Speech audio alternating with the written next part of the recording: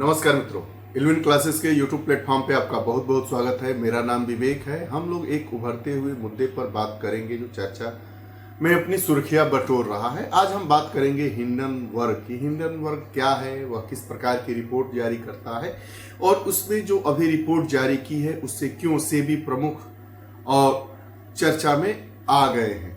इन पूरे मामले को जानने के पहले हम यह भी जानेंगे कि हिंडनबर्ग ने जो पिछले वर्ष अपनी रिपोर्ट जारी की थी उसमें अडानी के बारे में इन्होंने रिपोर्ट दी थी और अब जो रिपोर्ट आई है उसमें अडानी और सेबी प्रमुख की मिली भगत शेयर मार्केट और जो इनका बाजार है उससे खुलासा करने वाला एक मामला उजागर हुआ है, जो यह बताता है कि सेबी प्रमुख ने इनडायरेक्टली अडानी की कंपनी में पैसा लगाया और पैसा लगाकर दोनों लोग मुनाफा कमाए और जो शेयर धारक हैं उनको काफी नुकसान उठाना पड़ा या उठाना पड़ सकता है। तो आइए इस वीडियो को प्रारंभ करने के पहले वीडियो के टाइटल को समझते हैं। वीडियो का टाइटल है कि सेबी वर्सेस हिंडनबर्ग, पूरा मामला समझिए। सेबी वर्सेस हिंडनबर्ग, पूरा मामला समझिए। इस वीडियो सेशन में बात करेंगे कि सेबी क्या है और हिंडनबर्ग क्या करती है, यह किस प्रकार की रिपोर्ट जारी करती है और जो अभी इसकी रिपोर्ट आई है वह क्यों इतनी सेबी प्रमुख को एक शक के दायरे में खड़ा कर दी है। बहरहाल इस पर राजनीतिक चर्चाएं खूब हो रही हैं, लेकिन राजनीतिक चर्चाओं से परे हम इसके महत्वपूर्ण पहलुओं को जानने और समझने का प्रयास करेंगे। आइए वीडियो की तरफ वापस चलते हैं। सेबी वर्सेस हिंडनबर्ग, अब सेबी प्रमुख पर भी क्या लगे आरोप। हम इस वीडियो की रूपरेखा को समझते हैं कि हम किन किन इसके अंतर्गत किन किन विषय के बारे में बात करेंगे। हमने खबर को जाना, अब हिंडनबर्ग के विषय में जानेंगे, इस पूरे मामले की पृष्ठभूमि को जानेंगे और सेबी प्रमुख पर क्या आरोप है उस पर भी जानते हुए अंत में हम जानेंगे कि सेबी क्या है, सेबी कैसी संस्था है, इसके बारे में भी हम बात करेंगे। तो जो जनवरी 2023 का महीना था, उस महीने में हिंडनबर्ग की रिपोर्ट आई थी और उसमें यह खुलासा किया गया था कि जो अडानी की कंपनी है उस कंपनी ने अपने शेयर में घालमेल करके अपने फायदे के लिए काम किया है और वह जो इनके निवेशक हैं उन निवेशकों का इससे घाटा हुआ है। जो हिंडनबर्ग की रिपोर्ट आई है उसमें यह खुलासा किया गया है कि जो सेबी प्रमुख हैं उन्होंने अडानी की कंपनी में पैसा लगाया है और उनके शेयरों में उतार चढ़ाव और जो भी उससे हो सकता है उससे मुनाफा कमाया गया है और अडानी की कंपनी को बहुत सारा फायदा हुआ है। अब हिंडनबर्ग के विषय में आइए जानते हैं। हिंडनबर्ग क्या है? ये शॉर्ट सेलर है, मतलब ज्यादा पर बेचो कम पर खरीदो रणनीति पर यह काम करती है इनकी कंपनी। और उसके बाद ज्यादातर हाई प्रोफाइल कंपनियों में संभावित लेखांकन अनियमितताओं और कारपोरेट प्रशासन से संबंधित मुद्दों की जांच करती है। जो हिंडनबर्ग है एक रिसर्च कंपनी है। यह क्या करती है कि ज्यादातर हाई प्रोफाइल जो कंपनियां हैं उनमें जो अनियमितताएं हुई हैं और क्या क्या बातें हुई हैं उसकी जांच करने वाली कंपनी कौन सी है? हिंडनबर्ग कंपनी है। अब इन्होंने ऐसा नहीं है कि अभी अडानी ग्रुप और उसके बाद सेबी प्रमुख पर भी इन्होंने जांच करके ऐसे ऐसे खुलासे सामने ला दिए हैं जिससे सेबी प्रमुख सहित अडानी और भारत सरकार की किरकिरी आमची चौराहों पर भी होने लगी है। बहरहाल जो हिंडनबर्ग है इन्होंने इसके पहले, इस कंपनी ने इसके पहले भी बहुत बड़ी बड़ी कंपनियों में हो रहे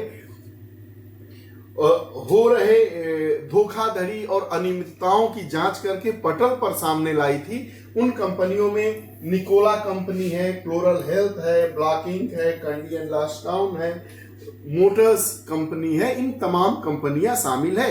उसी के तहत जो अभी हिंडनबर्ग का खुलासा हुआ है उसमें सेबी प्रमुख के अपने कारोबार में अडानी के साथ मिलकर बेवजह अनुचित रूप से लाभ कमाने का मामले का खुलासा हुआ है जो सुर्खियां बटोर रहा है। मामले की पृष्ठभूमि को आइए समझते हैं कि मामले की जड़ क्या है। तो अडानी समूह पर रिपोर्ट कार्यप्रणाली पर कई गंभीर आरोप लगाए गए हैं। अडानी समूह पर यह रिपोर्ट जारी किया गया है और जो अडानी कंपनी की कार्यप्रणाली है, उनके काम करने का सिस्टम है, उस पर कई प्रकार के गंभीर आरोप लगाए गए हैं। सेल कंपनियों का उपयोग शेयर की मांग में बढ़ोतरी। अब सेल कंपनियां क्या होती है? सेल कंपनियां ऐसी कंपनियां होती है जिनका फिजिकल कुछ ऑफिस रूपरेखा नहीं होता है, वह कागज में चलने वाली कंपनियां होती है। कागज में चलने वाली कंपनियां जिन्हें हम सेल कंपनियां कहते हैं, उस सेल कंपनियों के माध्यम से अडानी ने अपने शेयर की मांग को 75% तक बढ़ा दिया। 75% जो शेयर की मांग में बढ़ोतरी कर दिया और 75% से अधिक शेयर खुद के पास रखे।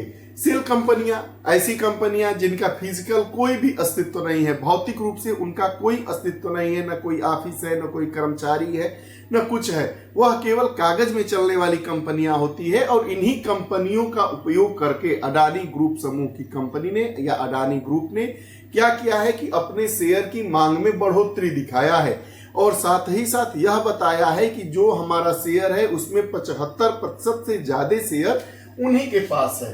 बहरहाल जो नियम कहता है, शेयर कंपनी का जो नियम कहता है, वह कहता है कि अगर कोई कंपनी का मालिक है उसके पास उस कंपनी के 75% से ज्यादा शेयर नहीं हो सकते हैं। यह एक अनुचित कदम है, अर्थात इन्होंने अनुचित कदम, अनुचित हथकंडों का प्रयोग करके अपने शेयर की मांग में बढ़ोतरी की है।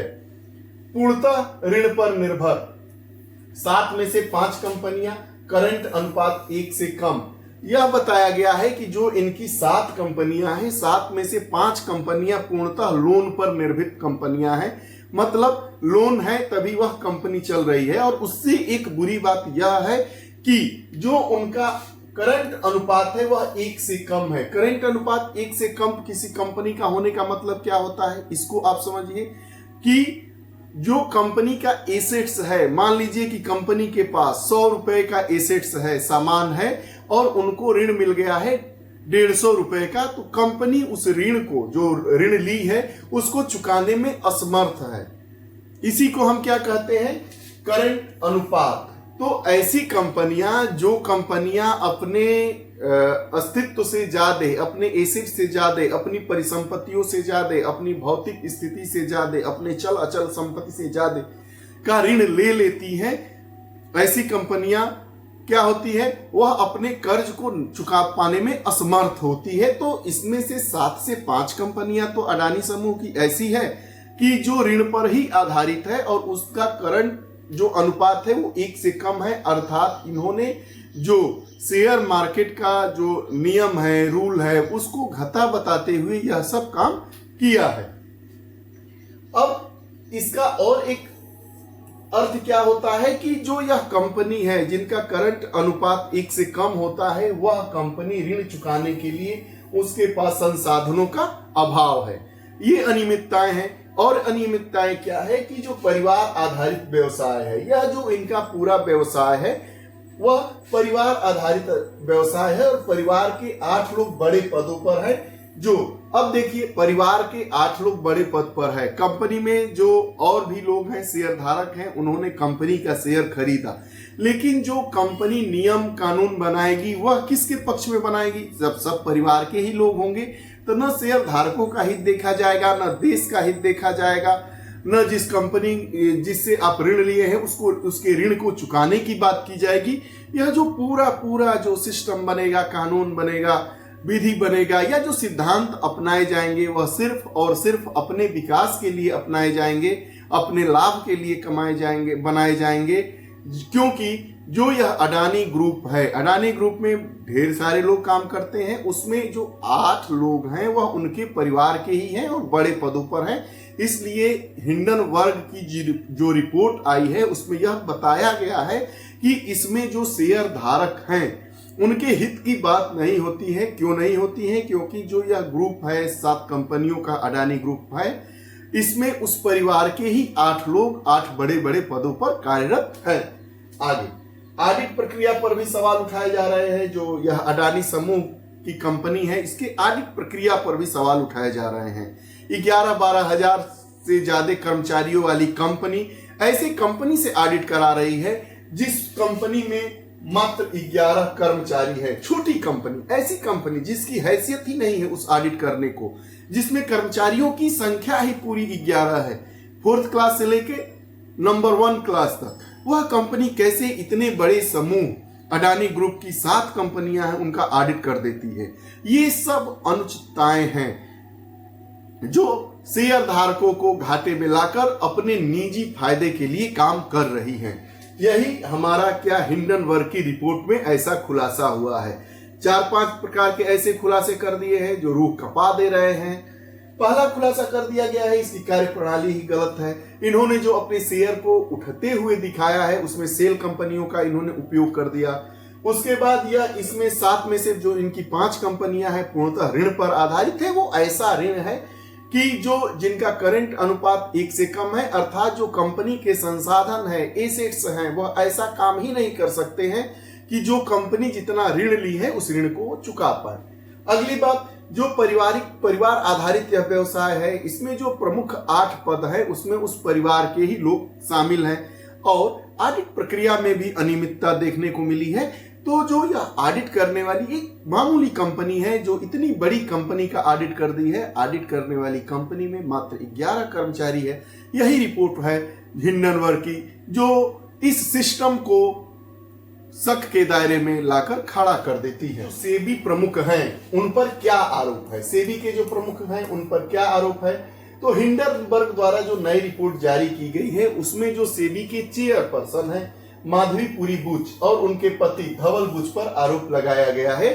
आरोप यह लगाया गया है कि यह दोनों लोग बरमूडा और मॉरिशस स्थित उन ऑफशोर फंड्स में हिस्सेदारी की थी जिसका इस्तेमाल अडानी ग्रुप्स के शेयर के मूल्य में छेड़छाड़ करने के लिए किया गया था। अब ऑफशोर फंड्स क्या होता है इसके बारे में आइए बात कर लेते हैं। मतलब एक कंपनी है और यह कंपनी जाती है, कोई बी कंपनी है और यह जो बी कंपनी है यह जहां पर इसके लिए नियम कानून पैसे लगाने के लिए इस मार्केट में अपना निवेश करने के लिए जहां पर नियम कानून बहुत ही आसान है वैसी कंपनी है बरमूडा और मॉरिशस।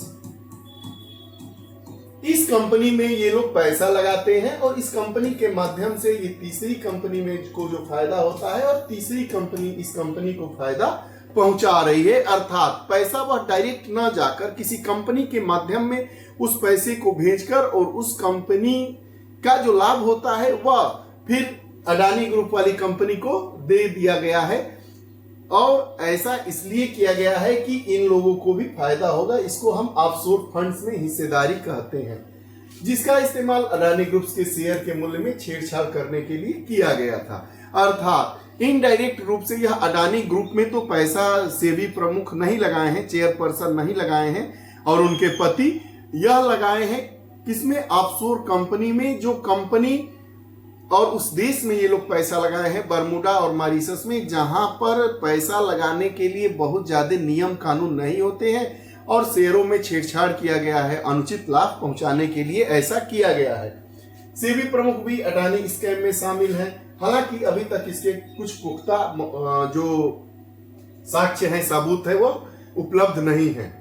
इस रिपोर्ट के बाद राजनीति भी गर्म हो गई है। अब आइए हम जानते हैं। बहरहाल सेबी प्रमुख ने यह कहा है कि जो हम पैसा लगाए हैं वह पैसा जब सेबी हम प्रमुख नहीं थे उस समय लगाए थे।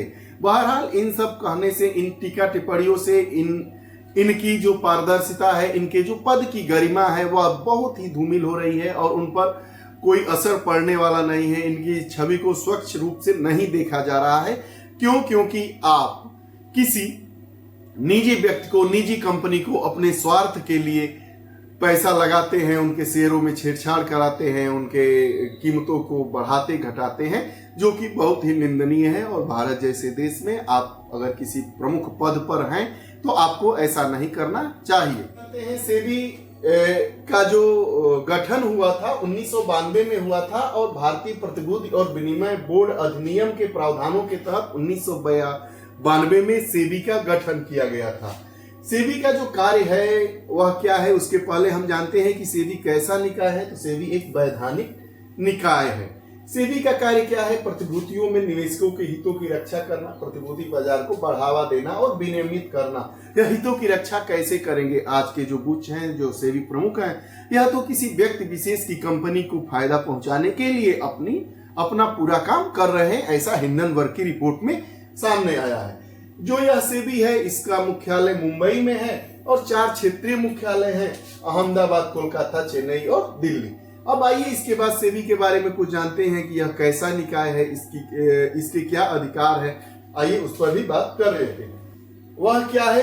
क्वासी जुडिशियल निकाय है। Power to give judgments of unethical and fraudulent activities. यह क्या करता है कि जब अगर आप अनियमित और कुछ ऐसी धोखाधड़ी वाले मामले करेंगे तो उसमें सजा देने का प्रावधान सेबी के पास है।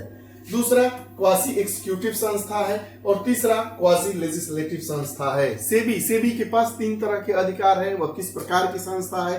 वैधानिक संस्था है, अर्ध न्यायिक निकाय है, अर्ध एग्जीक्यूटिव निकाय है और अर्ध विधिक निकाय के रूप में इसको हम जानते हैं। तो आज हम इस पूरे सेशन में बात किए कि हिंडनबर्ग की जो रिपोर्ट आई है वह उस रिपोर्ट को पिछले अडानी ग्रुप पर जो रिपोर्ट आई थी उस रिपोर्ट से जोड़कर हम कैसे देख रहे हैं और क्या सेबी प्रमुख और उनके पति का पैसा जो लगा है वह क्या अडानी ग्रुप की कंपनियों को ज्यादा फायदा देने के लिए लगाया गया है या उन पर कौन कौन से आरोप हैं, इन आरोपों को हमने समझा। बहरहाल इस जो आरोप लगाए गए हैं इसके कोई पुख्ता सबूत नहीं मिले हैं, लेकिन उस सबूत से परे यह बहुत ही चर्चा का विषय है और सेबी प्रमुख पर बहुत ही प्रश्नवाचक चिन्ह लग रहे हैं। ऐसे आप प्रमुख पद पर होकर किसी निजी कंपनी के नियम कानून और उनकी विनियमितताओं को अनदेखी करके आप कैसे उनको लाभ पहुंचा सकते हैं, यह भी एक प्रश्न है। अगर आपको यह हमारा वीडियो सेशन अच्छा लगा होगा तो कमेंट बॉक्स में जरूर बताइएगा।